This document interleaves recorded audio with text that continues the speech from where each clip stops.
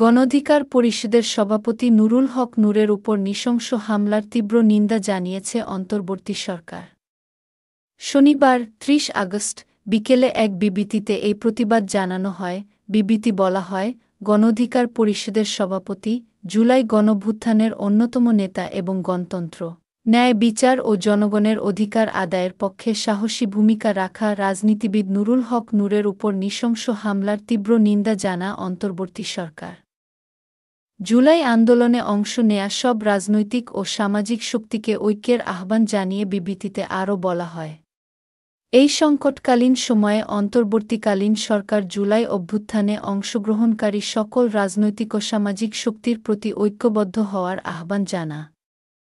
আমাদের সংগ্রামের অর্জন রক্ষা করতে, জনবিরোধী সকল ষড়যন্ত্র প্রতিহত করতে এবং গণতন্ত্রে আমাদের সফল উত্তরণ নিশ্চিত করতে সবার ঐক্যবদ্ধ হওয়া অপরিহার্য।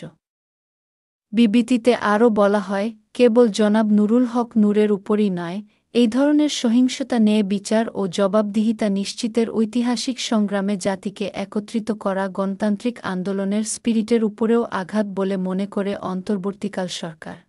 অন্তর্বর্তীকালীন সরকার বাংলাদেশের জনগণকে আশ্বস্ত করছে যে, এই নৃশংস ঘটনার একটি পূর্ণাঙ্গ ও নিরপেক্ষ তদন্ত সর্বোচ্চ গুরুত্ব সহকারে সম্পন্ন করা হবে।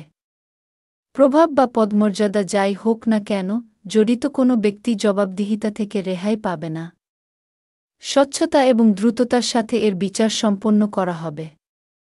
তাৎক্ষণিকভাবে জনাব নুরুল হক নূর এবং তার দলের অন্যান্য আহত সদস্যদের চিকিৎসা কার্যক্রম পর্যবেক্ষণের জন্য একটি বিশেষ মেডিকেল বোর্ড গঠন করা হয়েছে।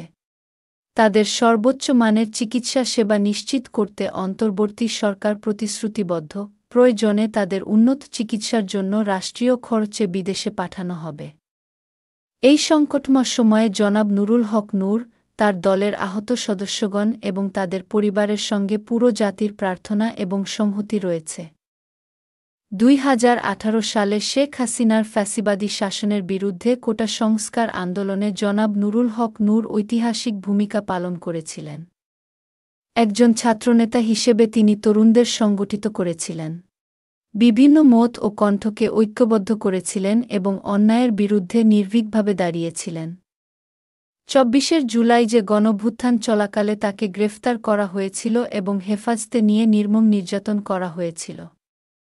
জনাব নুরুল হক নূরের ভূমিকা একটি স্বাধীন, সুষ্ঠু এবং গণতান্ত্রিক বাংলাদেশের জন্য আমাদের জনগণের সম্মিলিত আকাঙ্ক্ষার প্রতীক।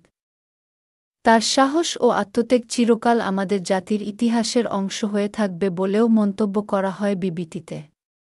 আরও বলা হয়, অন্তর্বর্তীকালীন সরকার নিশ্চিত করছে যে আগামী জাতীয় নির্বাচন যথাসময়ে ২০১৬ সালের ফেব্রুয়ারির প্রথমার্ধেই অনুষ্ঠিত হবে।